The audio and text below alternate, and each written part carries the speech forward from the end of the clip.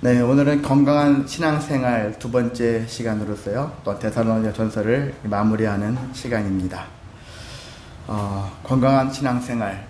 그러니까 지난주에는 건강한 신앙생활을 하려면은 알아야 되죠. 바른 교리, 건강한 교리를 알아야 합니다. 그리고 건강한 교리를 실천해야 합니다.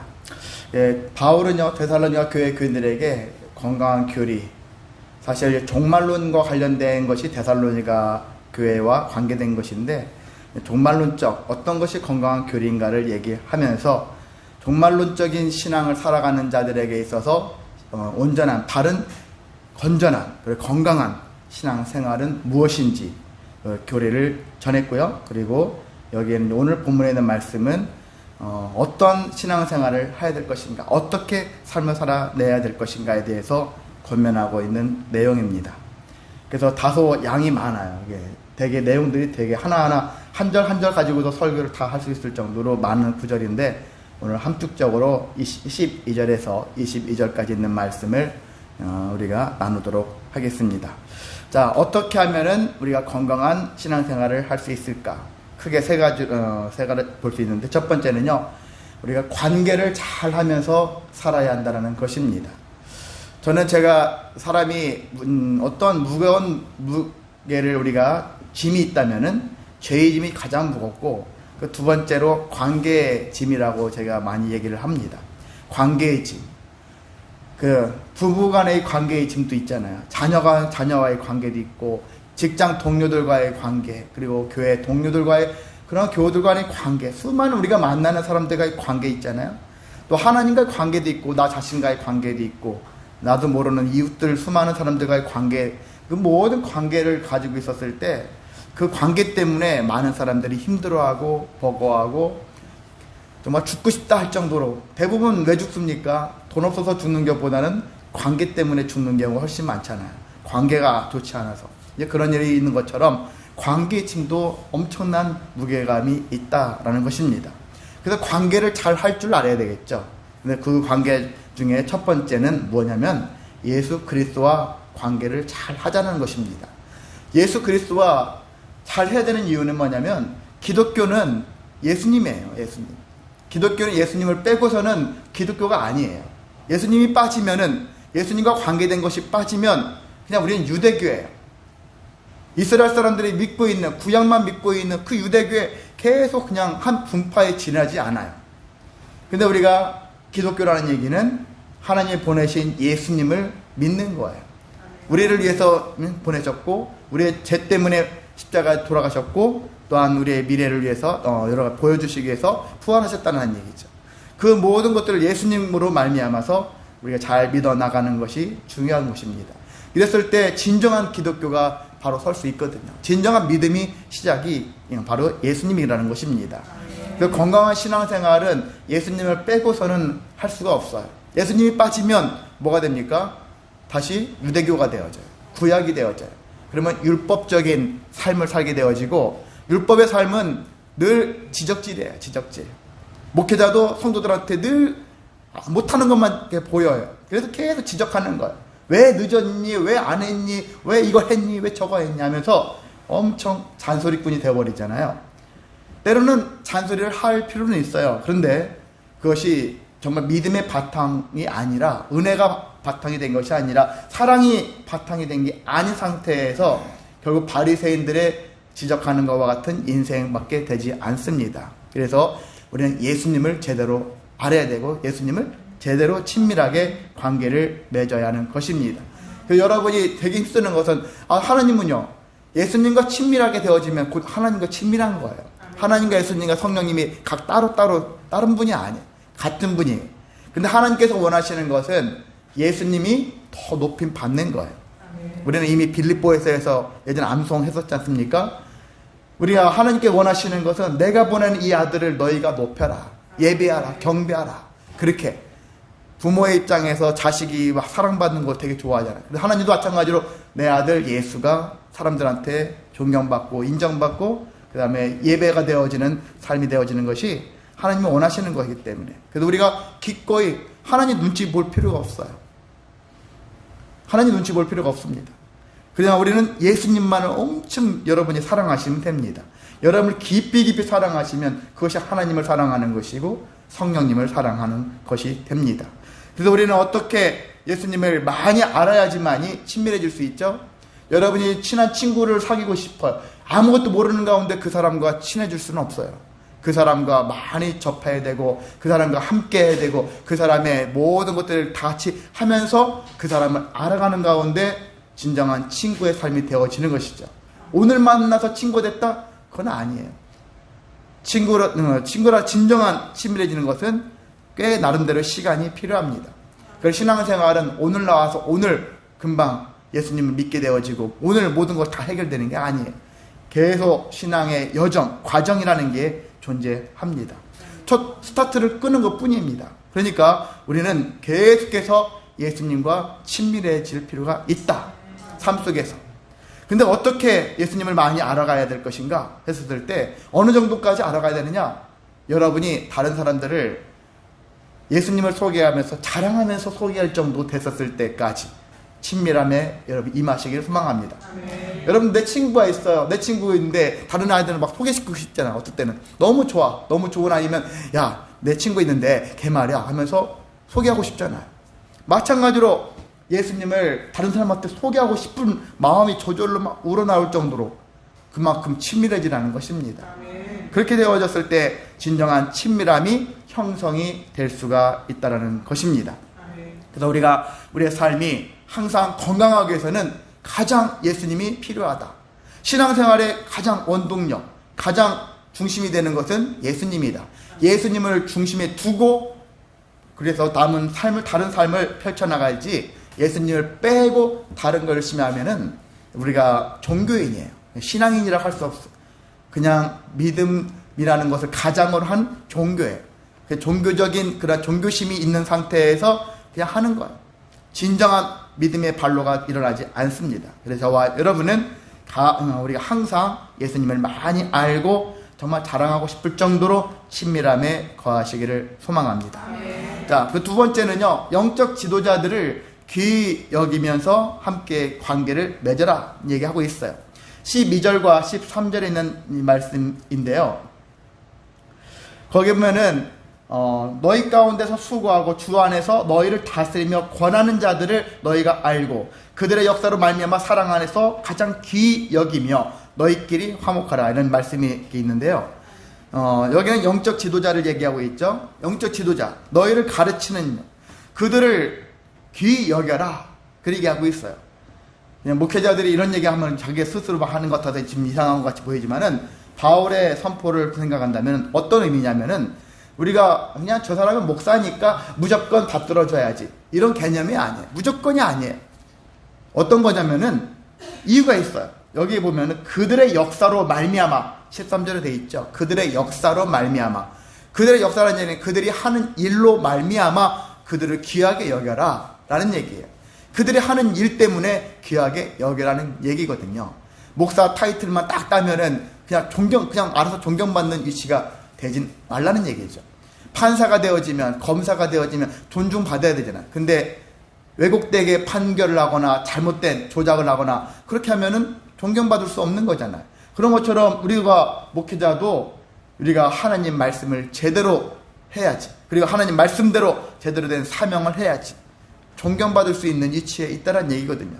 이거 어떻게 보면은 성도들한테 하는 말씀 같지만 한편으로는 성경은 제가 누누이 성경을 얘기 있게 말씀을 보다 보면은 이건 일반 성도들보다는 오늘날 목회자들한테 영적 지도자들한테 하는 말씀이에요. 모든 성경들이.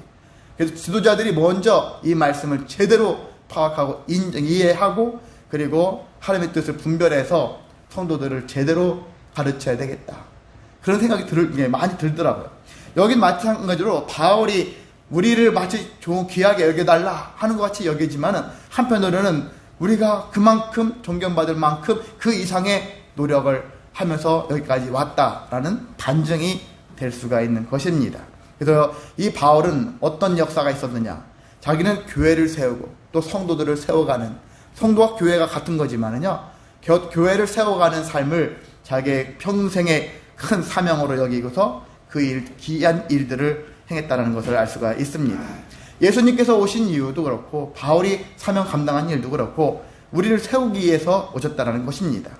그래서 영적 지도자들이 이와 같은 이 사역을 감당할 때, 이와 같은 역사를 행할 때 존경받을 수 있다. 귀히 여김받을 수 있다. 여러분이 그런 분들을 보면은 그런 분들을 귀하게 여기시며 살아가시기를 소망합니다. 자, 그러는 우리는 또 갈라디아서 6장 6절에 보면은 이런 말씀도 있습니다. 가르침을 받는 자는 말씀을 가르치는 자와 모든 좋은 것을 함께 하라 라는 말씀이 있습니다. 제가 예전에 부목사 때 저기 수원에 있는 어떤 목사님 밑에서 성경 공부를 막 하는데 이 이야기를 하면서 성도들을 막 교육을 하더라고요. 좋은 거 있으면 너희들만 먹을 생각 하지 말고 목회자한테도 대접도 하고 막 이런 얘기를 하더라. 좋은 거 있으면 이렇게 가르치는 자와 좋은 거 같이 하라고. 처음에는 이거 참 스스로 부끄러웠어요. 어떻게 저런 얘기를 할 수 있지? 그런데 이렇게 말씀이 되어 있는데 꼭 좋은 거 같이 먹자 뭐 그런 얘기는 그런 것을 함정 짓지는 마시고요. 저희는 그랬거든요. 제가 몇 번 여러분한테 말씀드리지만은 제가 혹이나 어디 가서 좋은 음식을 먹으면 좋은 경관을 보게 되어지면 가장 먼저 떠오르는 것이 여러분이라는 거예요. 여러분을 제일 먼저 데려가고 싶고 그걸 맛보게 하고 싶고 누리게 하고 싶고 그런 마음이 가장 먼저 생겨요. 여러분을 가면은 여러분의 입장에서는 여러분은 가정을 먼저 생각하죠. 내 처나 내 아내나 내 자식을 먼저 먹이고 싶은 그런 보여주고 싶은 그런 마음들이 생길 건데 저 같은 경우는 저희 어머니도 예배에 참석하시겠지만 저희 사실 가족들보다는 어쩔 수 없이 근데 저만 그런 게 아니라 대부분 목회자들이 그런 마음을 가지고 있습니다. 교회에 대해서 교인들을 먼저 챙기고자 하는 마음들이 있거든요. 가장 좋은 것들을 함께 누리고 싶게 하는 것. 그런 것처럼 여러분도 그런 마음을 품으시길 원합니다. 여러분 가정 소홀히 하라는 얘기는 아니에요. 여러분 가정도 귀하게 여기시고 대신 또한 교회 공동체도 귀하게 여겨서 교회 서로가 좋은 것을 함께 나눌 수 있는 그런 삶이 되시기를 소망합니다. 자, 세 번째는 이제 성도들 간에 이거 화목하라 13절에 돼 있죠. 너희끼리 화목하라. 성도들 간에 화목하라. 그럼 목회자는 빠지냐? 아니에요. 목회자도 기본적인 것은 성도예요. 모든 여기 모여있는 우리 전체는 다 성도예요. 제일 귀한 이름이 성도라는 이름이 있잖아요. 성도로 우리는 주님의 부르심에 순종해서 교회가 됐지 않습니까? 그래서 우리가 교회가 되어졌지만은 사실 생각이 다르고 뭐 성격이 다르고 기질이 다르고 살아왔던 모든 환경이 다르다 보니까 화목하는 건 힘들어요. 한 배에서 나온 자녀들도 형제들도 하나 되는 게 힘든데 화목하기 힘든데 전혀 다른 사람들이 모여가지고 화목하기가 쉽겠습니까? 그런데 그럼에도 불구하고 화목할 수 있도록 힘써야 된다는 것입니다. 화목하려면 어떻게 되겠습니까? 여기도 마찬가지로 친밀해야 되겠죠. 신뢰관계가 있어야 되는 거예요. 저 사람을 정말 믿을만한가? 그런 신뢰관계가 있어야 되는 거예요. 신뢰관계가 없으면은 화목할 수가 없거든요. 그래서 우리가 주님 안에 자꾸 거하고 주님 안에서 말씀대로 하려고 몸부림치는 가운데 신뢰가 쌓입니다. 근데 사람은 사실 믿지 말라는 얘기를 많이 하죠. 정말 지금까지 신실하게 봤는데 사람이 무너지는 것은 한순간인 것을 우리가 많이 지켜봤지 않습니까? 그런 것처럼 사람을 완벽하게 온전히 사실 신뢰할 수는 없는 존재들이에요. 흔히 뭐 돈 문제가 생기면 돈 때문에 그 사람의 삶이 그 사람의 인격이 하루아침에 무너지는 경우도 많잖아요. 우리가 그런 것들을 많이 지켜봤는데 그래서 우리가 믿을 수가 없는 거예요. 그 사람이 처음부터 악인인 것은 아닌데 악인이 아닌 것은 아는데 근데 만약에 돈이 없어 아니면 건강을 잃었어 다른 문제가 생겼어 문제가 발생할 때마다 우리가 그 사람을 품어줄 수 없을 지경까지 이룰 수 있는 그런 일도 사실 많습니다. 최근에 우리 교회에서도 몇 년 사이에 그런 부분들이 특히 이제 돈 문제에 관련된 걸로 인해서 여러 가지 좀 복잡해져 가지고 신뢰관계가 막 깨어지더라고요. 왜? 그 과정에서 거짓말도 오갈 수 있는 일들이 많이 생겨지니까 더 신뢰관계가 깨집니다. 그래서 우리는 이런 것들이 있는데 다른 거 교회 안에서는 그래서 우리가 가능하면 다른 문제 가지고는 언급하지 말아라. 여러분이 돈이 아무리 궁할지라도 얘기는 할 수는 있어요. 힘들다라는 것 고백은 할 수 있어요. 그런데 계속 사람들한테 막 전화해서 계속 돈 융통해달라 해달라 때는 교회까지 이렇게까지 하게 되어지면 교회가 하루아침에 신뢰관계가 다 깨질 수밖에 없는 공간이 되지 않습니까? 그런 것과 같이 저와 여러분이 내가 이 행위를 이것을 요구함으로 인해서 이 공동체가 신뢰관계가 깨진다면은 말을 하지 말아야 돼요. 분명한 것은 하지 말아야 됩니다. 오죽하면 그러겠습니까? 그건 알아요. 오죽할지라도 그래도 하지 말아야 돼. 일종의 금기어처럼 하지 말아야 하는 것입니다. 그래서 우리는 계속해서 그 신뢰관계가 유지할 수 있도록 최소한의 내가 안전장치를 간직하기 위해서는 우리 성도들 간의 화목이 더 중요하다. 나의 지금 이 갈급함보다는 화목이 더 중요하다. 이 마음을 가지셔서 화목하게 힘쓰시기를 원합니다. 자, 근데 어떤 화목을 더 요구하냐면은 그 이후에 여기 게으른 자가 나오죠.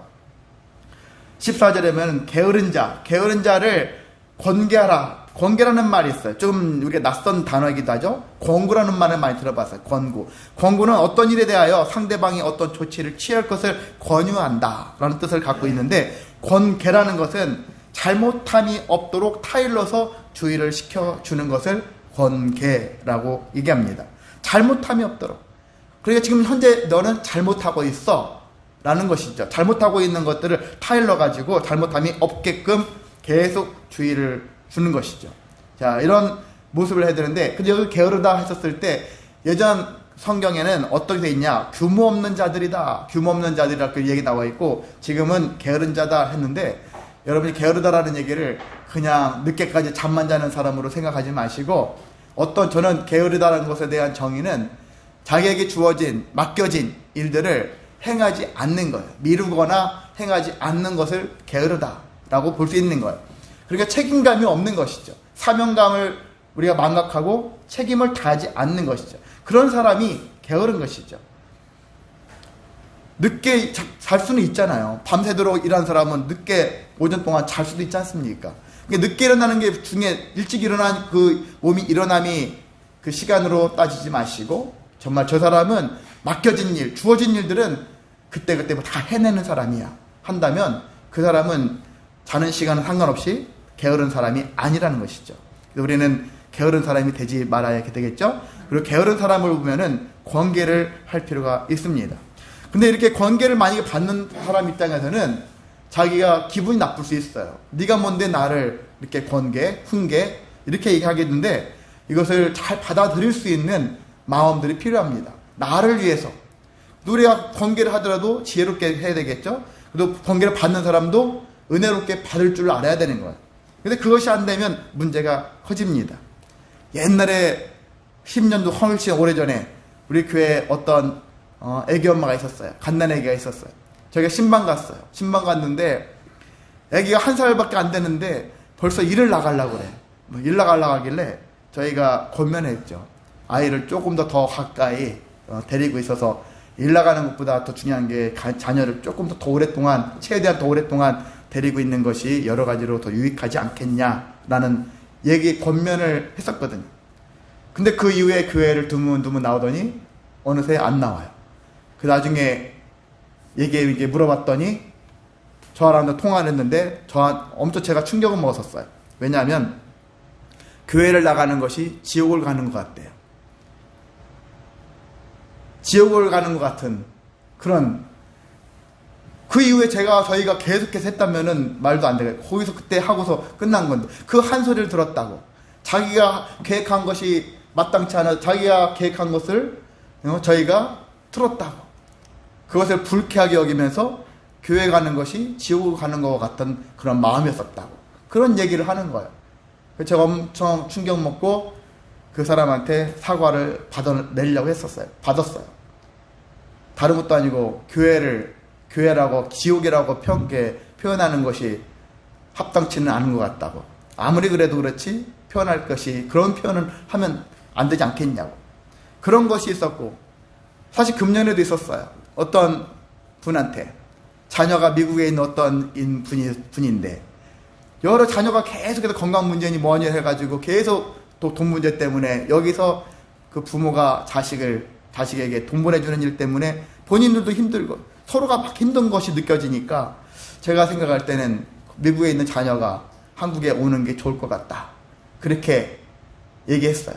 했는데 나중에 얘기 들어보니까 제가 훈계했다고, 그게 불쾌한 마음을 내비쳤다는 얘기죠. 저는 권면한 거거든요. 여러 가지 상황 봤을 때 그게 나오는 게 제일 가정이 정상화되는데 제일 좋은 방법일 것 같다 했는데, 자기의 생각과 다르다고 엄청 불쾌하고서 아마 그 이후엔가 제가 부르는 수요 모바일 예배도 보지도 않는 것 같더라고요. 그래서 그런 것들이 있었어요. 그런 것들이 있습니다. 저희가 어떤 걸 권면을 쉽게 매분 볼 때마다 하는 것도 아니고, 정말 생각하고 심사숙고해서 어떤 일들을 권계를 했었을 때 그것들을 받아들이고 정말 그런가? 한번 생각할 수 있으면 되잖아요. 아니면 많은 것이죠. 근데 그것을 불쾌함으로 받아들여서 교회를 떠나버리고 안 나와버리고 이런 식으로 하는 행위가 과연 합당하냐 이거죠. 그래서 요즘에는 갈수록 더 힘들어져요. 목회자가 성도들한테 실제 권계하는 일들이 힘들어요. 그럼 여기만 교회냐 하고 훌쩍 떠나가는 일들이 참 많아졌어요. 그냥 목회자도 조심해야 되겠지만은 때로는 필요한 권계를 했다면은 이것이 정말 그럴까 한번 그런 생각 해보라는 얘기죠. 그런 관점에서 여러분이 생각하신다면은 더 화목할 수 있는 길로 가게 될 줄 믿습니다. 그 외에도 성도들 간에 마음이 연약하고 낙심한 자들을 격려하라 돼 있고요. 믿음이 연약하고 힘이 없는 자들은 붙들어 주러라 이렇게 얘기하고 있습니다. 그 제일 마지막으로 보면은 모든 사람에게 오래 참으라 라는 얘기 나와 있죠. 신앙생활에서 빠질 수 없는 게 오래 참는 거예요. 인내하는 거, 오래 참는 거. 이것을 빠뜨리면은 우리는 정말 은혜의 열매를 잘 맺어서 풍성한 열매를 수확할 수 있는데, 이 수확을 항상 망치는 게 오래 참지 않는 거예요. 저도 주변에 있는 성도들을 쭉 지켜보면은, 저도 자신도 그랬는지 모르겠지만은 우리가 8분 능선까지는 잘 간 것 같아. 근데 나머지 1, 2분 능선을 못 넘어가서 쭈루루 미끄러지는 사람들이 한두 명이 아니야. 야, 조금만 견뎠으면 하는 것을 못 견디고 그냥 다시 내려가더라고요. 그런 부분들이 제가 많고, 저랑 제 아내가 둘이 얘기할 때, 우리 교회 성도들을 봤을 때 조금만 더 견디면 좋았을 걸 하는 그런 부분들이 얘기를 많이 나누거든요. 여러분에 대해서 제일 많이 나눈 이야기의 스토리가 이 얘기예요. 좀 인내의 열매를 좀 더 맺었으면, 좀 더 오래 참았으면 하는 그런 마음, 그런 부분들이 우리에게 부족하다는 것입니다. 그런 부분들이 조금만 더 있으면. 그래서 신뢰관계를 결정짓는 것은 오래 참는 거예요. 여러분이 아내에게, 남편에게, 자녀에게, 아니면 이웃들에게 열심히 잘 했는데 하다가 상대방이 반응이 없어. 그럼 우리는 거두죠. 잘 한 것을 그냥 걷어버려. 뭐야 이거, 필요 없네, 소용없네, 알아주지도 않네, 일반적으로 걷어버리는데, 그러면은 지금까지 해왔던 것은 아무것도 아닌 것이 됩니다. 아무리 잘했어도 중간에 포기하면 열매가 열리지 않는다. 그래서 사실 언제까지냐? 상대방이 반응을 보일 때까지. 상대방이 반응을 보일 때까지 내가 계속 하는 거예요. 언제 반응을 보일지는 몰라요. 그런데 분명한 것은 계속 하다 보면 상대방이 반응을 보입니다. 보이는 날이 반드시 와요. 근데 날짜를 세가면서 오늘 며칠째 했는지 이런 거 하지 마시고 삶이 되시기 바랍니다. 여러분이 삶이 되면 됩니다. 그냥 이와 같이 계속 나는 내 아내에게, 내 남편에게, 내 자녀에게 계속 꾸준하게 잘해. 그럼 되는 거예요. 언제 저 사람이 반응을 보일까? 상관하지 말고 계속 하게 되어지면 때가 되면 은혜의 열매가 주렁주렁 맺힐 수가 있습니다. 그런 것처럼 여러분의 가정뿐만이 아니라 이 교회, 여러분 직장, 속한 공동체 속에서 신뢰관계를 잘 여러분이 유지하면서 화목한 인생 되시기를 소망합니다. 자, 이제 크게 두 번째로는요, 하나님의 뜻대로 살아야 된다라는 얘기입니다. 하나님의 뜻, 오늘 아까 찬양도 했지만 보통은 항상 기뻐하라, 쉬지 말고 기도하라, 범사에 감사하라, 이 세 가지만 놓고 있는데, 사실은요 하나님의 뜻은 무궁무진합니다. 이 세 가지만 있는 게 아니에요. 모든 게 다 하나님의 뜻이에요. 성경에 있는 모든 말씀 있잖아요. 다 하나님의 뜻이에요. 하나님의 뜻이 많은데 그 중에 몇 가지를 취합해서 중요한 부분들을 언급을 하는 것이죠. 저는 큰이들 세 가지만 있는 것이 아니라 하나를 더 앞에 넣어서 15절의 제일 마지막 절에 보면 항상 선을 따르라 라는 이야기부터 함께 말씀을 나누고자 합니다. 자, 항상 선을 따라야 한다. 세상은 악한 일을 맞이하면 악으로 대응하는 것이 일반적인 현상이에요.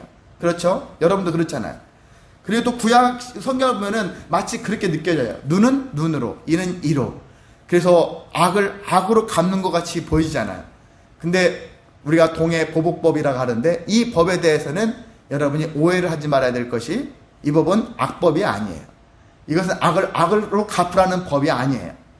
저는 제가 어떤 생각하는 것은 악을 최소한의 선으로 갚는 장치다. 선으로 갚는, 근데 악의 모습으로 갚는 것처럼 보여지지만 최소한의 선으로 갚는 행위다. 여러분, 눈은 눈으로 갚아 나간다 했었을 때 아유 잔인하다, 잔인한 법 같다. 그렇지만은 한편으로는 여러분 이렇게 생각하시면 되죠. 저 사람이 내 눈을 해했어, 상하게 만들었어요. 한쪽 눈이 멀었어요. 그러면은 여러분은 감정적으로 어떤 생각이 듭니까? 감정이 엄청 폭발하겠죠. 그러면 내가 저 상대방을 또 눈을 상하게 만들었을 때 눈만 상하게 만들까요? 눈 말고도 눈 이상으로 할 거예요. 사람을 거의 반죽여놓고 이제 죽게끔 만든다든지 그 이상으로 할 거예요. 내가 당한 것 그 이상으로 사람들을 더 심하게 감정이 있다 보니까 더 많이 악하게 갚는다는 얘기죠. 그 동해보복법이라는 얘기는 이것을 방지하는 거예요. 감정을 추스리고 당한 만큼만 네가 갚아라 라는 뜻이거든요. 그러니까 이 법이 악을 선은 선, 눈은 눈, 이는 이라는 법이 잔인한 법이 아니라 합리적인 법이에요. 당시대로서는 합리적인 법이란 얘기죠. 근데 예수님 시대로 오면은 어떻게 합니까? 그것마저도 용서해라. 어떻게 보면은 참 감당할 수 없는 그런 법을 예수님이 만드셨죠. 그러니 우리에게 선포하셨는데 우리가 예수님을 제대로 잘 믿으면 사실 예수님이 하신 말씀을 이행할 수 있어요. 저 사람 나를 눈을, 내 마음을, 내 모든 것들을 해하게 만들었지만 나는 그렇지만 예수님을 믿었더니 그럼에도 그들을 해하지도 않으면서 용서할 수 있는 마음을 품을 수 있는 것. 예수님 때문에 가능하다는 얘기죠. 근데 구약의 율법을만 가지고 있으면 나는 반드시 복수를 해버려야 돼. 근데 신약에 예수님을 만났더니 복수를 하지 않아도 된다라는 마음이 생길 수 있다는 얘기죠. 그게 은혜거든요. 오늘 내가 복수를 해버려요. 그럼 나도 지금 감방에 가야 되는 거예요. 그거밖에 더 없어요. 서로 좋을 게 하나도 없습니다. 그런 것처럼 항상 선을 따라야 된다. 악을 선으로 갚는 삶을 살아야 한다라는 것을 우리가 명심하셔서 힘들어도 그렇게 해야 되는 것이죠. 로마서 16장 9절 그런 것이죠. 너희가 선한데 지혜롭고 악한데 미련하기를 원하노라. 악한 것에 여러분이 막 주도 면밀하지 마시라는 얘기예요. 선한 데 지혜롭고 악한 데는 미련해. 악한 데는 관심이 없어. 그런 얘기죠. 선한 데는 지혜롭고 아시죠? 찬양. 그런 것과 같이 살아내시기를 원합니다. 자, 이렇게 항상 선을 따라서 살게 되어지면은 어떤 은혜가 있냐면 우리에게 참 평안이라는 게 있고요. 참 승리라는 것들을 맛볼 수 있는 은혜가 있습니다. 자, 그리고 이제 항상 기뻐하라는 얘기를 하겠습니다. 항상 기뻐하라. 근데 이 땅의 삶은 항상 기뻐할 수 있는 삶이 아닙니다. 괴롭고 애롭고 슬프고 정말 낙심되어지는 일들이 훨씬 많아요. 어쩌다가 재물이 생기거나 권력과 명예가 생긴다면은 기쁨이 발생하겠죠. 그런데 바울은 그런 기쁨은 잠시 잠깐의 기쁨이고 진짜 기쁨은 참 기쁨은 무엇입니까?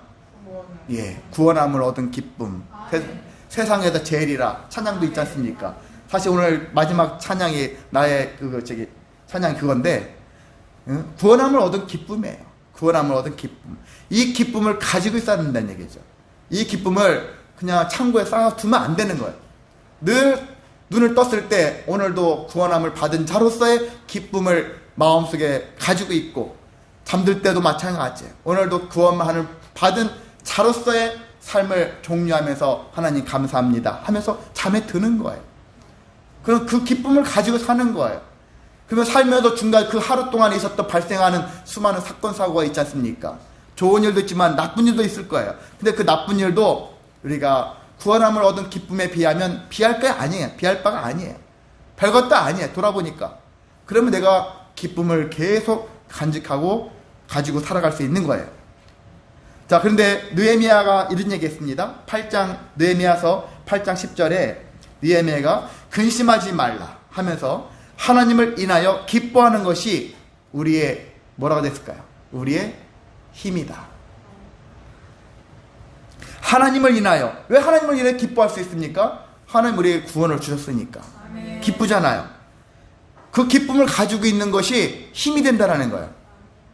다른 것에서 힘을 받고 헬스에서 아니면 돈을 많이 벌어서 아니면 건강해져서 여러분이 거기서 나 힘 있어 이런 생각하지 마시고 기쁨이라는 힘을 가지시라는 얘기예요. 구원함을 얻은 기쁨이라는 힘을 여러분이 가지고 있으면 여러분이 다른 사람이 여러분을 이길 수가 없어요. 여러분을 낭망하게 힘들게 하고 괴롭히고 슬프게 만들지라도 우리가 넘어지지 않다는 얘기죠. 우리의 힘 바로 기쁨에 있어요. 항상 기뻐할 수 있는, 세상에서 얻는 그 기쁨이 아닌 구원함을 얻은 기쁨으로 살아가셨을 때 바로 그것이 우리의 힘이 되어지고 우리는 더 힘있게 살아갈 수 있는 삶이 될 수가 있습니다. 자, 그 다음에 이제 쉬지 말고 기도하자는 거죠. 쉬지 말고 기도하자. 항상 기도는 그죠. 대부분 사람들 기도할 때는 하나님 저 이런 일이 있어요, 저런 일이 있어요, 이렇게 해주세요, 응답해달라고 하죠. 내 기도에 응답해 주시기를 소망하는 기도를 하지만 사실 진정한 기도는 그게 아니라 소통이다, 대화다 이런 얘기를 많이 듣습니다. 하나님과 교통하면서 우리는 뭘 알아야 되냐면 하나님의 계획을, 하나님의 비밀을, 하나님의 뜻을 알기 위해서 계속 몸부림치는 거예요. 하나님, 당신의 뜻은 무엇입니까? 나를 향한 당신의 마음은 무엇입니까? 이것을 묻는 거예요. 하나님 저를 왜 부르셨습니까? 저를 왜 세우셨습니까? 저를 왜 보내십니까? 이것을 물으면서 내 인생의 길을 가는 거예요. 그렇게 했었을 때 사실 하나님께 묻고서 하나님께서 막 즉답해 주면 얼마나 좋냐면 그것이 많지는 않아요. 그렇지만 그럼에도 하나님께 묻고 하나님의 뜻을 찾아내고 분별하면서 발견하면서 하나님의 뜻대로 살기로 작정하는 그런 기도를 하고 실천을 하게 되어지면은 결국은 우리는 형통의 능력이 나타날 수가 있는 것입니다. 자, 마지막으로 이제 범사에 감사라는 얘기죠. 범사에 감사하라. 감사하면은 그래, 범사 모든 일에 좋은 일만이 아니라 나쁜 일에도 우리가 악재를 만났어 대부분 가슴이 출렁 내려앉겠죠. 저도 마찬가지예요. 교회가 우리가 흔히 막 숫자가 늘어나고 하면 엄청 좋은데 갑자기 싹 빠져나간다 생각하면 철렁 내려앉아요. 여러분도 사업하다가 일을 하다가 아니면 여러분 학생들은 성적이 착 내려앉으면 훌렁하고 내려앉을 거예요. 모든 것들이 다 좌절되고 낙심되어질 수밖에 없을 겁니다. 그런데도 불구하고 좌절하지 말고 낙심하지 말아라. 감사를 고백해라. 그럼에도 감사를 하라는 얘기예요. 감사합니다. 감사합니다. 이스라엘 백성에 하나님이 모세를 통해서 수많은 백성들을 광야에다가 놨어요. 근데 광야에 자기들 가는 길에 길이 없고 강도 없어요. 여기서 우리가 뭐 먹고 살라고 그렇게 했는데 하나님께서는 어떻게 했습니까? 길을 내셨고 강을 내셨다. 그런 얘기 우리가 선지서에도 많이 나와 있지 않습니까? 그런 거예요. 하나님은 우리가 봤을 때 척박하고 아무것도 없는데 내가 여기서 뭐 하라고 하겠지만은 하나님께서는 뜻을 세운 자들에게 분명히 역사하십니다. 그래서 없던 길과 없던 강이 생기듯이 여러분의 삶에는 기적과 같은 일들이 계속 이루어질 수 있다. 감사를 놓치지 마시기 바랍니다. 감사하는 자에게는 기적이 계속 일어난다 라는 믿음을 가지시고 임하시기를 소망합니다. 자, 이렇게 대표적으로 이렇게 했지만은 그 외에도 여러분이 수많은 하나님의 뜻을 여러분이 기억하시기를 원합니다. 그리고 믿음대로 살기 위해서 몸부림치시기를 소망합니다. 자, 우리가 근데 세 번째는 이제 끝까지 신앙을 지켜야 되겠죠. 신앙을 지키는 거 간단하게 하면은 성령을 소멸하지 말아라. 성령을 소멸하지 말기 위해서는 성령을 거스르지 말아라. 성령이 때로 감동을 줄 수 있어요. 어떤 사람 보고서 야, 저 사람한테 네가 좀 도움 좀 줘라. 그런 감동을 받을 수 있는데 내가 깜빡하고 놓칠 수도 있지만 때로는 처음에는 감동 줘서 누가 해줘야지. 근데 교회 문을 나서면서 내가 돈이 얼마밖에 없는데 이런 생각 들면서 아깝다 이런 생각이 들 수도 있어요. 그러면서 다음에 하자 이런 식으로 미루면서 안 할 수도 있어요. 근데 그런 것도 하지 말자는 것이죠. 감동되었으면 그 감동된 대로 한번 해보자는 것이죠. 이런 삶을 살아내는 것이 바로 바로 성령을 거스르지 않는 것이고 성령을 소멸하지 않는 길이라고 할 수 있습니다. 자, 그리고 예언을 멸시하지 말라. 예언은 미래에 대한 이야기들을 얘기하는 것이지만은 여기서 예언이라는 것은 사실 우리에게 말씀이에요. 하나님 말씀을 멸시하지 말아라. 하나님 말씀이 뭐 어떻다고 이렇게 하지 말라는 거예요. 하나님 말씀을 멸시하는 것은 하나님을 멸시하는 거예요. 그런 것처럼 하나님을 멸시하는 것은 하나님이 가장 싫어하는 행위예요. 그래서 우리는 하나님의 말씀을 엄청 가슴 깊이 새기면서 하나님 말씀대로 살기 위해서 힘써야 됩니다. 그리고 마지막으로 범사에 헤아려 좋은 것을 취하고 악은 어떤 모양이라도 버려라. 이 말씀을 기억하시기를 원합니다. 우리는 좋은 것을 들을 줄 알아야 되는 거예요. 좋은 사람이 되려면 좋은 사람을 만나야 되고 좋은 말을 하려면 좋은 소리를 많이 들어야 되겠죠. 그래서 우리가 좋은 것들을 취하는 것도 능력이에요. 세상에 얼마나 유튜브를 비롯해서 수많은 정보들이 넘칩니까? 근데 아무거나 막 들으면 안 되는 거예요. 때로는 악한 것을 보면서도 저게 악인 것을 알아야 되고요. 선한 것을 보고도 선한 것을 알아야 돼. 딱 보면은 이게 선과 악인지를 볼 줄 아는 능력을 여러분이 키워야 되죠. 이게 하나님 말씀인지 사탄의 유혹인지 이런 것들도 구별할 줄 아는 분별력이 있어야 하는 것입니다. 그래야지만이 건강한 신앙생활을 할 수가 있는 것입니다. 그래서 신앙을 지키려면 악은 어떤 모양이라도 버리고 지속적으로 좋은 것들을 취하며 살아가는 저와 여러분 되시기를 소망합니다.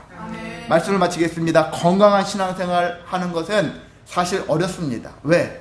핍박과 유혹이 너무 많아요. 내가 또 열심히 해보고 싶어도 그렇지 못해. 이미 너무 주변이 변질되어 있으면 교회 와서 한번 신앙생활 해볼까? 교회 왔는데 교회 공동체가 신앙이 변질되어 있어. 그럼 온전한 신앙을 할 수가 없는 거예요. 새로운 신자가 제대로 된 하나님 만나고 싶은 때도 있는데 교회 와보니까 세상이나 똑같네 하는 짓이. 이렇게 하면 되겠습니까? 그러니까 교회 공동체는 계속 공동체대로 변질된 신앙이 아니라 온전한 건강한 신앙인들이 모일 수 있도록 우리가 서로가 힘써야 하는 것입니다. 그리고 신앙을 끝까지 지키면서 성도들과 협력해 선을 이뤄 가야 되겠고요. 하나님 뜻대로 살기 위해서 몸부림치는 우리의 삶이 되어야 합니다. 그래야지 우리가 보다 조금이라도 더 건강한 신앙생활을 하면서 하나님께 영광 돌리며 살아갈 수가 있습니다.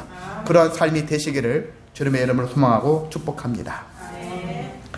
예, 다 같이 일어나셔서 찬송가 480